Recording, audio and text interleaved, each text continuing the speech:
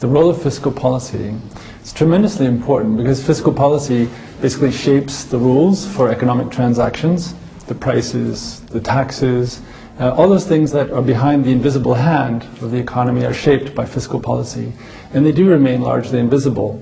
The $500 billion of oil subsidies, for example, the $350 billion a year in agricultural subsidies, they're invisible, but they're huge, and they have a huge impact on the way our economies function.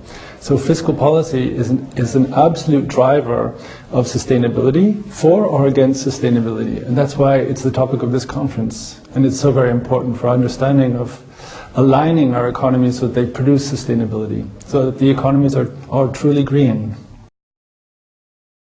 We heard from Ed Barbier yesterday at a Knowledge Partners session and in his keynote this morning, and he said fiscal policies by themselves are tremendously important. They are the drivers of the invisible hand of the economy, and they shape market forces, they shape investment, but by themselves they're probably not sufficient.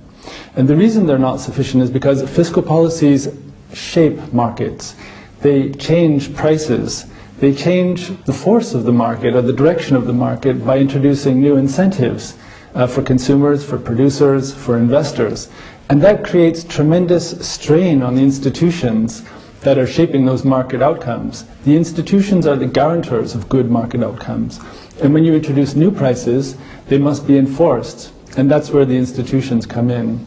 So one of the key insights that I've learned over the past day at this conference, the GGKP conference, is the fundamental role of institutions in ensuring that fiscal policies can be effective. And not only that institutions are an important part of this, but actually that the institutions themselves have their own dynamics, and that institutions are sort of the last bastion, the last stronghold against rent-seeking that often happens when you introduce new fiscal policies that change prices. So overall, a very interesting set of insights around the complementary policies that are needed to make fiscal policies actually work.